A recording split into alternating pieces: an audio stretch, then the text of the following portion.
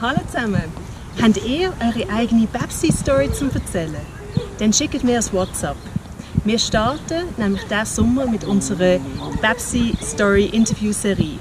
Das sind kurze Filme, wo eure Geschichte endlich mal zum Vorschein kommt.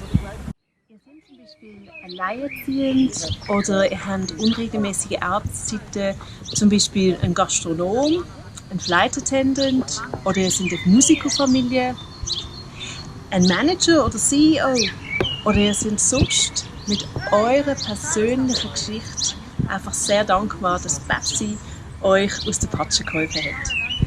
Ich, eure Interviewerin, will es wissen. Genauso wie andere, die im gleichen Boot sitzen wie ihr. Und wenn wir Glück haben, können wir noch andere davon überzeugen, dass man mit Babsi ein spontanes Date Night organisieren kann. Bleibt gesund und bis bald. Wir sehen uns am nächsten Interview.